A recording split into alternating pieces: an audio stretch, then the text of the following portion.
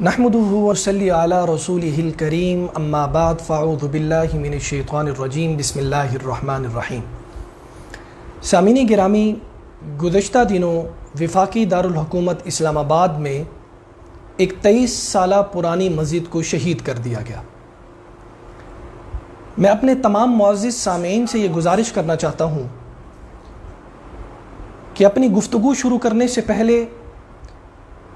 میں آپ تمام حضرات سے ایک گزارش کرنا چاہتا ہوں۔ کیا آپ کا تعلق کسی بھی سیاسی مذہبی جماعت سے کیوں نہ ہو، آج کی گفتگو میں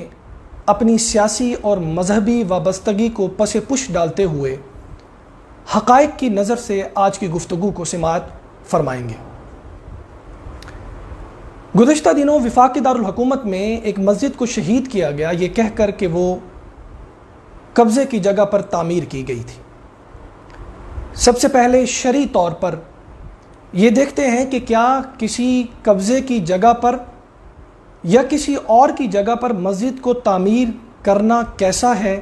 اس کے بارے میں شریعت کیا کہتی ہے۔ اس بات میں سامعین گرامی کوئی دو رائے نہیں ہے کہ کسی کی جگہ پر مسجد کو تعمیر کرنا یا قبضے کی جگہ پر مسجد کو تعمیر کرنا بالکل ناجائز ہے، اور حکومت کو یہ پورا اختیار ہے کہ وہ اس مسجد کو تعمیر ہونے سے روکے اور اس جگہ کو اس شخص کے حوالے کرے جس کی وہ جگہ ہے۔ لیکن اگر حکومت کی سستی کی بنیاد پر، اداروں کی سستی کی بنیاد پر ایک جگہ پر کوئی شخص مسجد کو تعمیر کر لیتا ہے تو کیا اب اس مسجد کو شہید کیا جا سکتا ہے یا نہیں؟ شریعت کا اس بارے میں بڑا واضح اصول ہے کہ اگر کسی جگہ پر مسجد کو تعمیر کر دیا گیا تو بعد میں اس مسجد کو اس جگہ سے شہید نہیں کیا جا سکتا۔ اب کیونکہ اس کے اندر حکومت کی کمزوری، اداروں کی کمزوری ہے کہ انہوں نے اس مسجد والی جگہ کو مسجد تعمیر کرنے سے پہلے نہیں روکا، اب اس کا قصوروار وہ جتنا تعمیر کرنے والا ہے اتنا ہی حکومت اور ادارے ہیں جن کو اس شخص کو روکنا تھا۔ ہم کس ملک کے اندر رہتے ہیں جس ملک کو اسلامی جمہوریہ پاکستان کہا جاتا ہے اور جسے لا الہ الا اللہ کی بنیاد پر حاصل کیا گیا تھا؟ کس قدر ظلم کی بات ہے کہ جس ملک کو، جس ریاست کو ہم مدینہ کی ریاست بنانے جا رہے ہیں، وہ ریاست کہ جس کے اندر ہم کئی ایکڑ مندروں کو تعمیر کرنے کے لیے دے دیتے ہیں، اس ریاست کے اندر جہاں ہم کئی 100 ایکڑوں پر گردوارے تعمیر کرنے کی اجازت دے دیتے ہیں، کس قدر بے بسی اور کس قدر ظلم کی بات ہے کہ اس ملک، اس ریاست کو جسے لا الہ الا اللہ کی بنیاد پر حاصل کیا گیا تھا، وہاں ایک کنال جگہ ہم مسجد کے متبادل کسی کو نہیں دے سکتے۔ سادہ سا ایک سوال ہے سامعین گرامی، ریاست اس وقت، حکومت اس وقت کہاں تھی جب اس مسجد کو تعمیر کیا جا رہا تھا؟ اس شخص کو سزا کیوں نہیں دی گئی جس شخص کی وجہ سے یہاں مسجد کو تعمیر کیا گیا؟ سی ڈی اے کو، اس وقت کے سی ڈی اے افسران کو جب یہ مسجد تعمیر کی جا رہی تھی 23 سال پہلے، سزا کیوں نہیں دی گئی کہ جس کی کم عقلی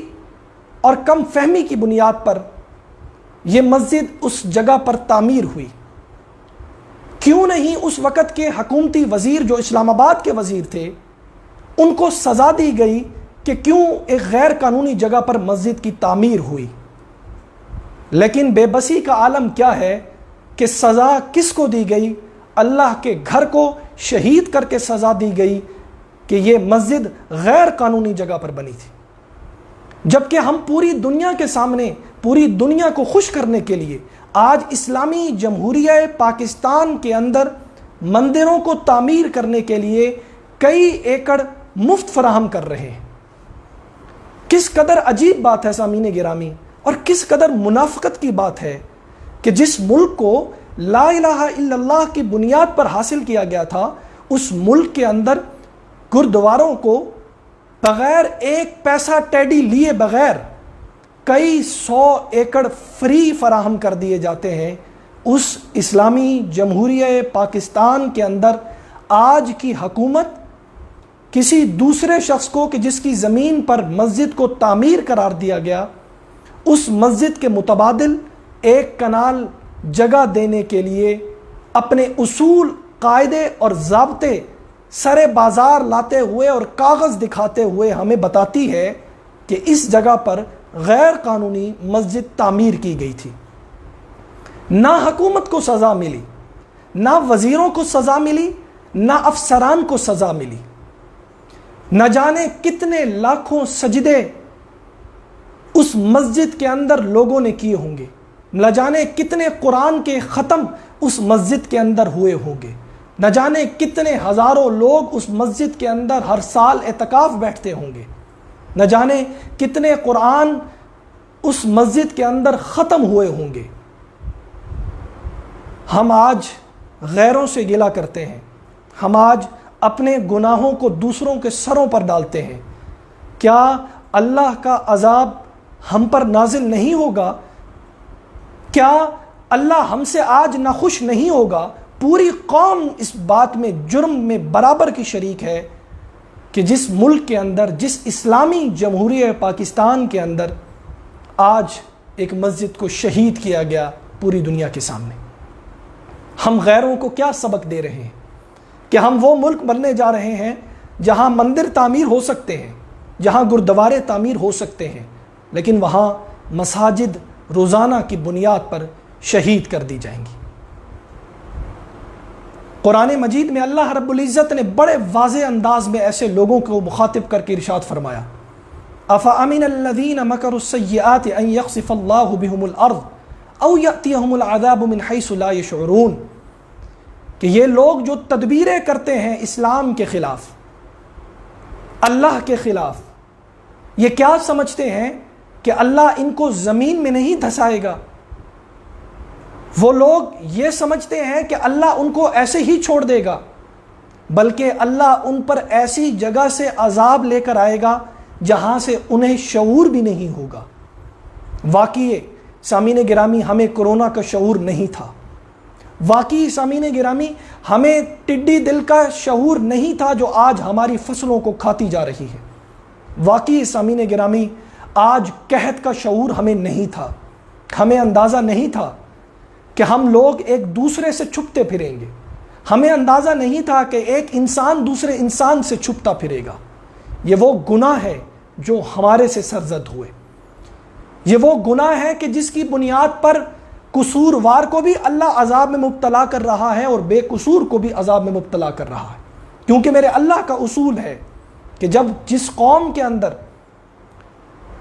اللہ کی نافرمانی زیادہ ہو جائے، وہاں نیک لوگوں پر بھی جس طرح گناہگاروں پر عذاب آتا ہے، نیک لوگوں پر بھی عذاب آتا ہے۔ آج من حیث القوم ہم سب کو توبہ کرنے کی ضرورت ہے کہ آج